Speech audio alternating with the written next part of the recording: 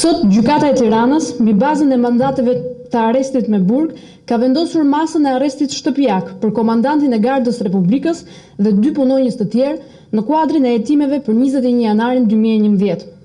Kryeministri ka kërkuar që ditën e parë hetimin e plot të organizatorëve të përpjekjes së marrjes së pushtetit me dhunë, sulmuesve për 5 orë të Këshillit të Ministrave, autorëve të dhunës, të viktimave dhe të plagosjeve të 21 janarit 2011.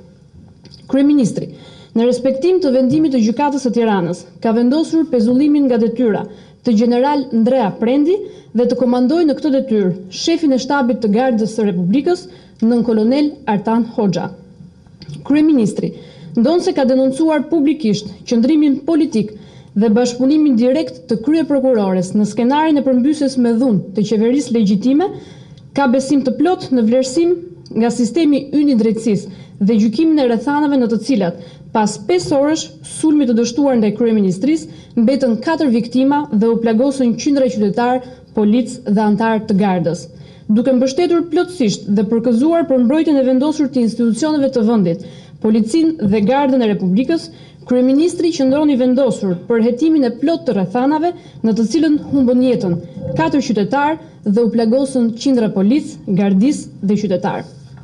Ai mendon se hetimi i gjithë përfshirës dhe zbardhja e plot e ngjarjeve tragjike të 21 janarit 2011 është një kusht madhor për dominimin e ligjit dhe kushtetutën në vendin tonë. Kryeministri, duke garantuar qytetarët me vendosmërinë e qeverisë për respektimin e plot të pavarësisë së gjyqësorit dhe zbatimin e ligjit, informon shqiptarët se prokuroria e përgjithshme gjatë këtij viti jo vetëm nuk ka marrë asnjë masë ndaj atyre që organizuan, sponsorizuan dhe realizuan sulmin ndaj Këshillit të Ministrave, por në prokurori janë prishur, zhdukur dhe shitur prova dhe dëshmi të shumta të këtij hetimi. Prokuroria e përgjithshme, siç dihet tashmë, ka bashkërenduar që në fillim në këtë proces me kreun e Partisë Socialiste, duke informuar atë me hollësitë më të mëdha për shkaqet e dështimit të aktit antikushtetues. Gjatë një viti e gjerë sot, nuk ka asnjë të penalizuar nga organizatorët dhe sponsorizuesit e aktit antikushtetues të 21 janarit 2011,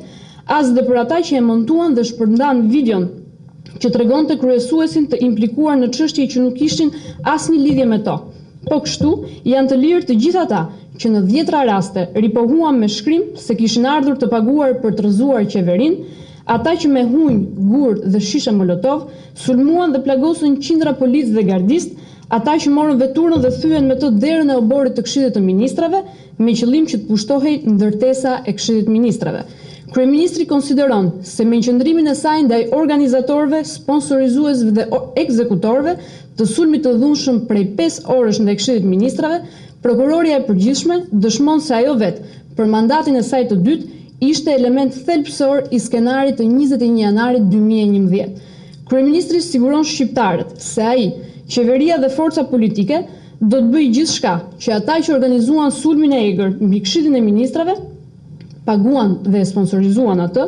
ata që u vërsulën mbi të gjitha mjetet kundër policisë dhe Gardës Republikës, që përmbronin ligjin, shtetin dhe kushtetutën, ata që bën gjithçka për të pushtuar institucionin kushtetues të qeverisë, për të përmbysur pushtetin legjitim të vendit, si dhe për ata që kanë shkelur ligjet e vendit dhe abuzuan me to, do të marrin ndëshkimin e merituar. Drejtësia 21 janarin kurrë nuk do ta harojë.